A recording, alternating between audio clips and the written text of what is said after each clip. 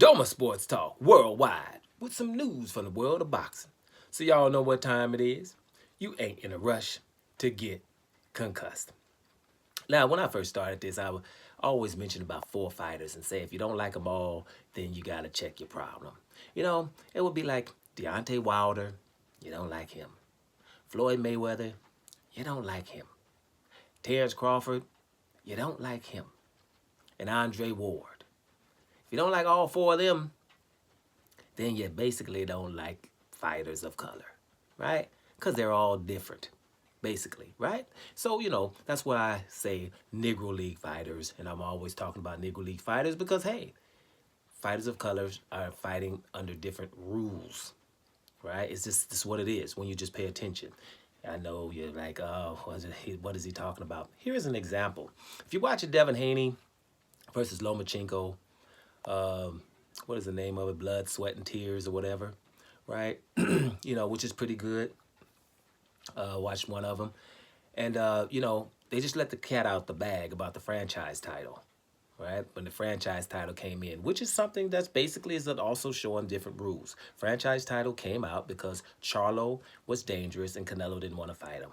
So we made up a rule. We made up a new belt, and we did it in such haste that we couldn't even define it.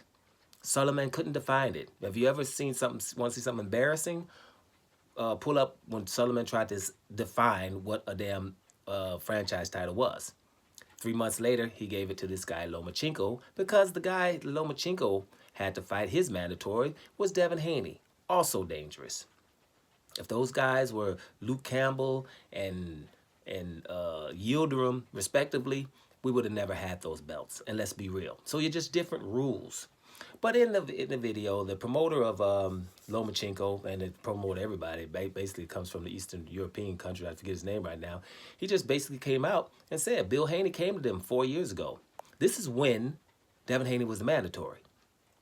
And just said, hey, what's up with the fight? And as they said, we're not happening. It's just not happening. Basically, we're going to just say it's just not happening. Your son needs to go achieve something. Right? For a brother, a mandatory position ain't no achievement. Right? You're not supposed to be able to say mandatory is not achieved. You're supposed to just fight him because he's your mandatory. But you don't have to. So that's when you go and you all of a sudden him and your boy for the WBC, Solomon, come up with a franchise title. And yeah, obviously Lomachenko and his team asked for it, requested for that instead of just fighting your boy Devin Haney. Right? So people try to use the excuse, well, the Teofimo Lopez fight was a bigger fight. Not necessarily. Everybody knows that Devin Haney would have been a big fight too. Right? But so he had to go achieve something. So now, you know, he went and to achieve it. We know what Devin Haney had to do. You know, he had to do all kind of stuff. But listen, it's not about that too. You know, you're thinking about, look at Demetrius Andrade or Jamal Charlo.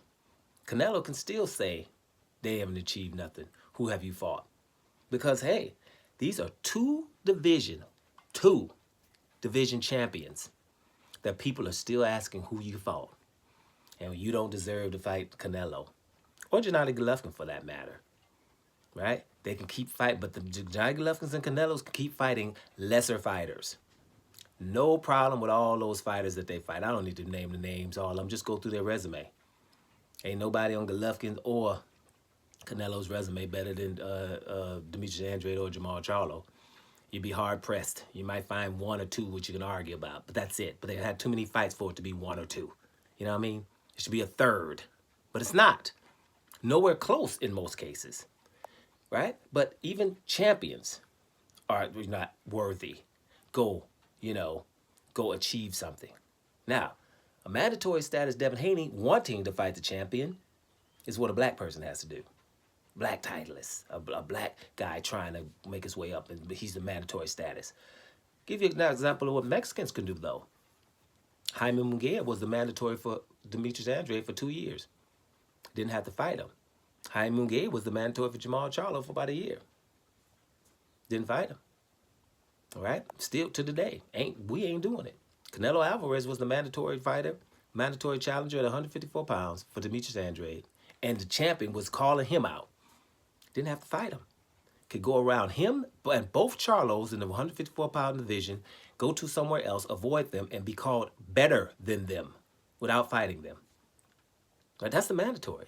Eliminators, right? We just had a couple of guys that's really in lightweight division that's really awesome guys. William Cepeda and Isaac Cruz, right? Both were supposed to fight your boy.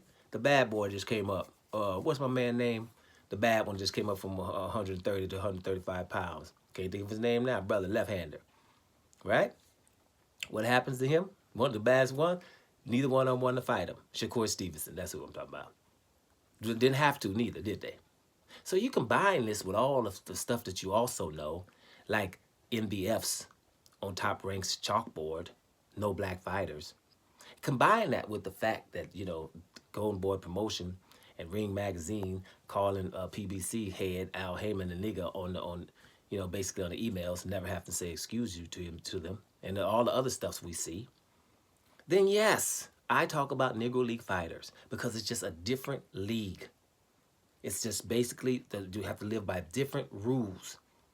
And these are examples of it. Yes, Lomachenko didn't fight Devin Haney 4 years ago, and he was the damn mandatory. He was able to get a franchise title and go fight somewhere else. And I'm going to tell you something else, right? Tell you something else. Devin Haney got a whole lot to do in this fight. Because remember this, no matter where they fighting in Las Vegas. Devin Haney lived there. He going to get booed. Everything that Lomachenko does is going to be compounded by 10.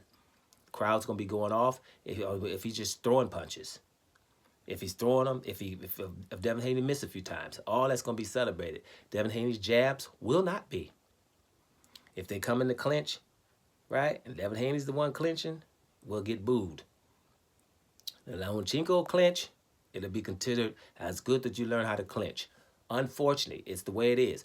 Devin Haney has a mountain to climb here, right? Because now he's the favorite, and they don't like that. So he's going to have to win by a landslide, or we're going to see some freaked out scores. And don't act like you don't know what the hell I'm talking about, because we could just go to any Canelo Alvarez fight. And this fight is just as big in people's minds that don't really go for Negro League fighters. And remember this too before I sign off. Negro League fighters don't necessarily have to be Negro.